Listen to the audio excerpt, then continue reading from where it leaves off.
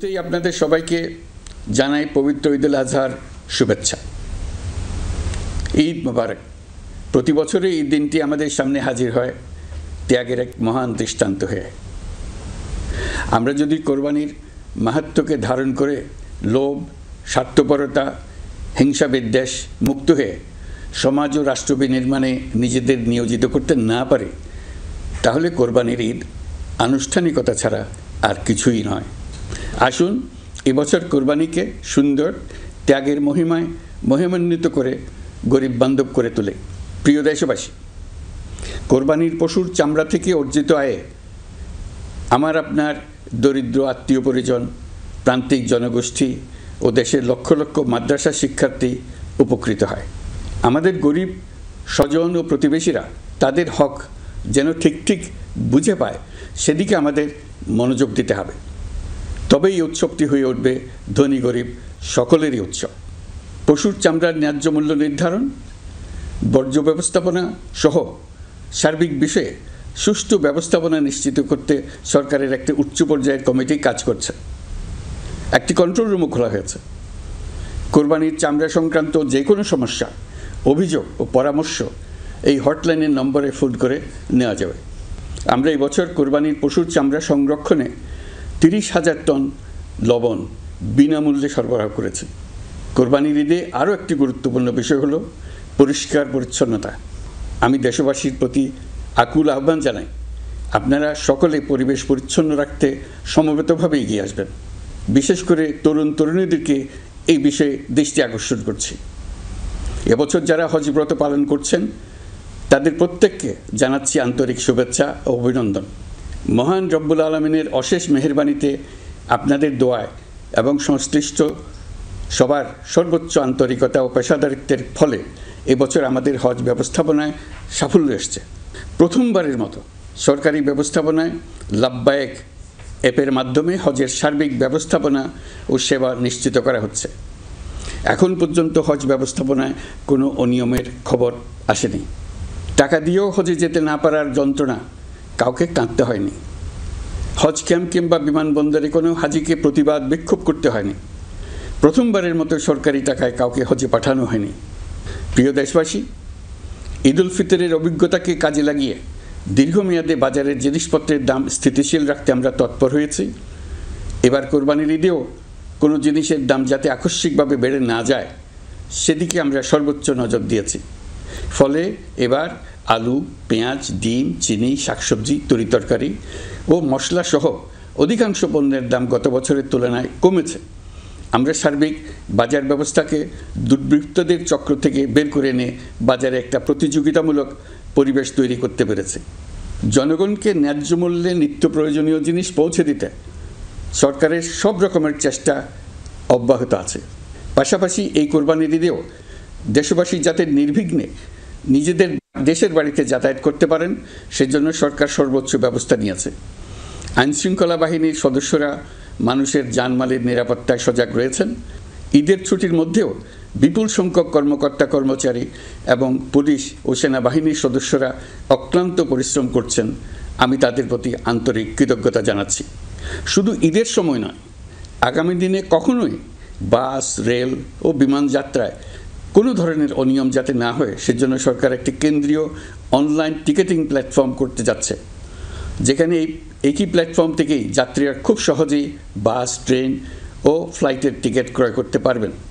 একই রকমভাবে সব ধরনের সরকারি সেবা যাতে জনগণের দোরগোড়ায় পৌঁছে যায়, সেজন্য নাগরিক সেবা বাংলাদেশ এই নামে একটি সেন্টার পরিচালিত হচ্ছে।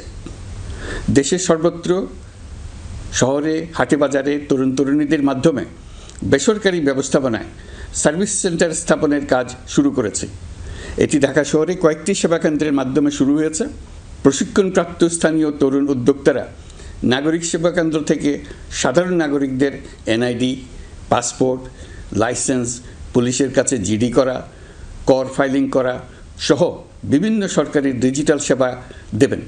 এর ফলে দালাল চক্রের খপ্পর থেকে মুক্তি পাওয়া যাবে। নানা রকম হয়রানি ও ভোগান্তি কমবে বলে আমরা আশাবাদী। এই প্রজেক্ট শূন্য বাজেটে আমরা শুরু করেছি। দেশের বিদ্যমান অব্যবহৃত সম্পদ ব্যবহার করেই সামনে এগিয়ে চলা সম্ভব, এটাই আমরা বাস্তবে করে দেখার চেষ্টা করছি। আমাদের চেষ্টা হচ্ছে প্রতিটি মন্ত্রণালয় থেকে যতগুলি সেবা এর আওতায় আনা যায় সবগুলোকে নিয়ে আসা। আমরা চেষ্টা করছি যাতে শিশু জন্মগ্রহণ করা মাত্রই তার জন্ম সনদ পেয়ে যায়, ওটাই হবে তার নাগরিক স্বীকৃতি এবং রাষ্ট্র কর্তৃক তার দায়িত্ব গ্রহণের অঙ্গীকার। ওইখান থেকেই যাবতীয় সকল সনদ সে তার নাগরিক অধিকার হিসেবে ক্রমাগতভাবে সম্মানের সঙ্গে পেতে থাকবে। এক অফিস থেকে আরেক অফিসে তার দৌড়াতে হবে না, দালালের পেছনে মাসের পর মাস ঘুরতে হবে না। বিদেশ সফরে গেলে সেখানকার প্রবাসী বাংলাদেশিরা প্রায় আমাদেরকে সরকারি সেবা পেতে নানা রকম দুর্ভোগের কথা জানান। প্রবাসীদের জন্য বিদেশে তাদের নিজ নিজ শহরে আমরা বেসরকারি উদ্যোগে পরিচালিত নাগরিক সেবা কেন্দ্র স্থাপনের উদ্যোগ নিচ্ছি। সেখান থেকে তারা পাসপোর্ট নবায়ন, জাতীয় পরিচয়পত্র ইত্যাদি সংগ্রহ করতে পারবেন। এগুলো কঠিন কাজ, এগুলোকে কঠিন করা হয়েছে, কিন্তু এখন সরকারের অভ্যন্তরে সাহসী ও উদ্যোগী সিনিয়র সচিব এবং ডিজিদের সহযোগিতায় অন্তর্বর্তী সরকারের মেয়াদকালে আমরা এটা সমাপ্ত করতে বদ্ধপরিকর। প্রিয় দেশবাসী, আপনারা জানেন ঐতিহাসিক অভ্যুত্থানের পর এই সরকার যখন দায়িত্ব গ্রহণ করে তখন দেশের অর্থনৈতিক অবস্থা ছিল ভয়াবহ।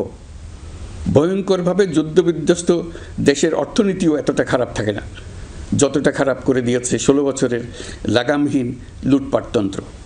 আশার বিষয় হচ্ছে শুধু ব্যাংক নয়, প্রত্যেকটি আর্থিক প্রতিষ্ঠান এখন ঘুরে দাঁড়িয়েছে। জনগণের আমানত এখন নিরাপদ। অর্থনীতির অধিকাংশ সূচক ইতিবাচক ধারায় ফিরে এসছে। আমাদের অর্থনীতির ইতিবাচক ধারা বিদেশি বিনিয়োগকারীদেরকেও আকৃষ্ট করছে। বৈদেশিক মুদ্রার রিজার্ভ শূন্যে নেমে যাওয়ার ভয়ে পতিত সরকার বিদেশি ব্যবসায়ীদের আয় নিজ দেশে নিতে দিচ্ছিল না। আমরা সেটা নিরসন করেছি, বৈদেশিক মুদ্রার রিজার্ভকে ইতিবাচক অবস্থায় নিয়ে আসতে পেরেছি। এই অর্থ বছরে আমরা চেষ্টা করেছি এমন একটি বাজেট দিতে যা সত্যিকার অর্থে জনকল্যাণমুখী হয়। দেশের ইতিহাসে প্রথমবারের মতো একটি বাজেট তার আগের বছরের চেয়ে ছোট হয়েছে। প্রবৃত্তি কেন্দ্রিক ধারণা থেকে সরে এসে আমরা চেষ্টা করেছি সামগ্রিক উন্নয়নের ধারণায় জোর দিতে। এই বাজেট প্রথাগত ভৌত অবকাঠামো তৈরির খতিয়ান নয়। এই বাজেটে প্রাধান্য দেওয়া হয়েছে মানুষকে। নজরদারি বৃদ্ধির ফলে রপ্তানি আয় বেড়েছে। অর্থনীতির দুঃসময়ে আমাদের প্রবাসী ভাই বোনেরা রেমিটেন্স যোদ্ধা হিসেবে এগিয়ে এসছেন, যার ফলে রেমিটেন্স প্রবাহ উল্লেখযোগ্যভাবে বৃদ্ধি পেয়েছে। আমি জাতির পক্ষ থেকে সকল রেমিটেন্স যোদ্ধাকে কৃতজ্ঞতা জানাচ্ছি। স্বৈরাচারী সরকারের পতনের পর অর্থ পাচার রোধে কঠিন পদক্ষেপ নিয়েছে অন্তর্বর্তী সরকার। এছাড়া পুরনো আমদানির দায় পরিশোধ হওয়ায় বৈদেশিক মুদ্রার রিজার্ভের উপরও চাপও কমেছে। রাজস্ব আদায় বাড়ানোর জন্য পূর্ব ঘোষণা অনুযায়ী জাতীয় রাজস্ব বোর্ড NBR ভেঙে অর্থ মন্ত্রণালয়ের অধীনে রাজস্ব নীতি বিভাগ এবং রাজস্ব ব্যবস্থাপনা বিভাগ নামে দুটি স্বতন্ত্র বিভাগ প্রতিষ্ঠা করা হয়েছে। এটি একটি বড় কাঠামোগত সংস্কার।